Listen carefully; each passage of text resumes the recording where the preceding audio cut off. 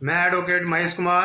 अगर अभी आपने अभी तक मेरा चैनल सब्सक्राइब नहीं किया है तो मेरा चैनल को सब्सक्राइब करें।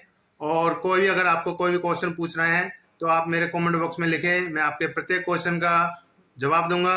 आज मैं आपके सामने जो बात करना चाह रहा हूँ वो है कि कोर्ट मैरिज की जो डेट क्या होती है, कि बच्चे जो लड़का और लड़की उन दोनों की उम्र कितनी होनी चाहिए, और कोई भी शादी वो जो है लीगल कैसे होती है।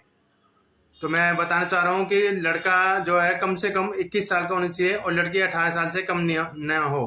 क्योंकि कई बार क्या होता है कि हम शादी तो करा देते हैं, लड़की तो 18 से ऊपर होती है लेकिन लड़का 20 साल का होता है, 19 साल का होता है। जो अगर लड़का भी 21 साल से नीचे है तो वो भी शादी इलीगल मानी जाती है। जब वो शादी का हम रजिस्ट्रेशन कराने एसडीएम कोर्ट में या कहीं भी डिस्ट्रिक्ट कोर्ट में जाते हैं तो वहां पर ये दिक्कतें आती हैं कि लड़के की उम्र 20 साल होती है, लड़की 18 से ऊपर होती है, लेकिन लड़का 21 से नीचे होता है तो वही शादी इलीगल मानी जाती है। ओके।